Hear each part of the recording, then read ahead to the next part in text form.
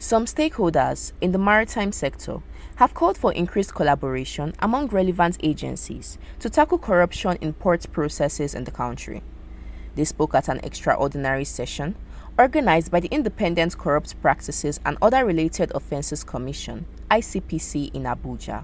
The Executive Secretary, Nigeria Shippers Council, Emmanuel Jime, said the meeting would create understanding, build trust, and allow formation of strong partnership in the pursuit of strengthening national capacity. While speaking on the progress and challenges of the Port Standing Tax Team, PSTT, Jime said the tram was an operational outfit set up to implement Nigeria's port process manual. The executive secretary appealed to all stakeholders to own the Nigerian port process manual being implemented by the tax team, adding that supporting it was for the nation's collective success.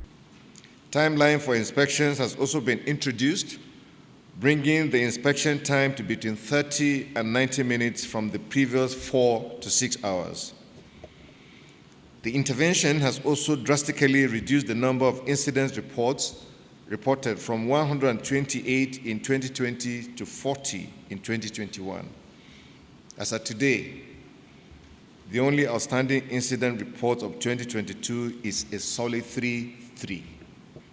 Even with the check made by the task team, this is a rampant practice that will require stringent actions by all agencies involved to tackle it more effectively.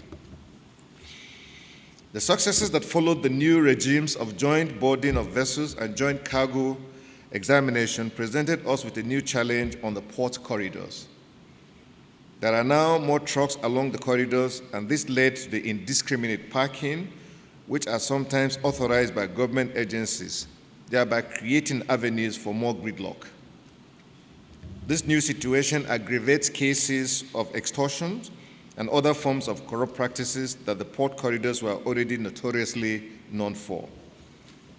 To tackle these challenges, the task team obtained an expanded mandate to launch Operation Free the Ports Corridors. Earlier, ICPC chairman said the meeting would herald ways of improving service delivery within the maritime sector towards the deep-sea corruption risk and escalating the value of the blue economy.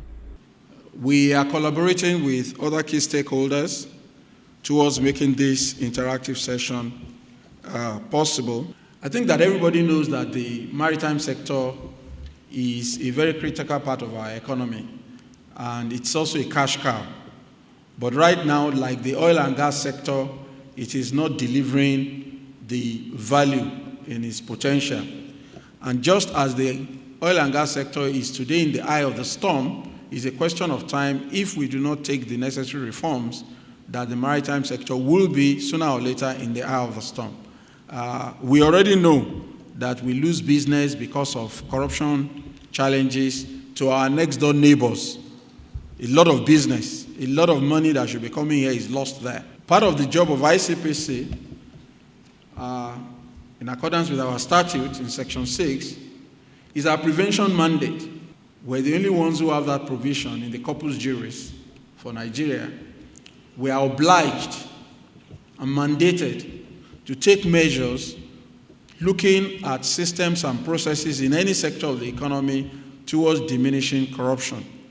ICPC's role in coordinating that corruption risk assessment and the intervention to sanitize the corruption within the sector, to infuse practices and ethical conduct in the processes, and to mitigate the very, very negative perception about the country, but much more importantly, to improve and contribute positively to the development and growth of our economy and the ease of doing business.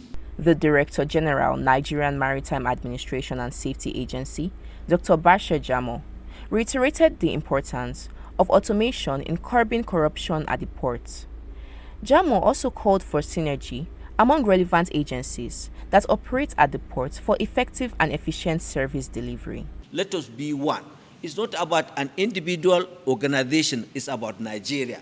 So the entire value chain, the entire system of the maritime industry must be seen together and they can be able to access whatever they are doing together. So the next things we have to do is to make sure that all the operators in the maritime industry must have a common system in which they can be able to see each other and interface with each other.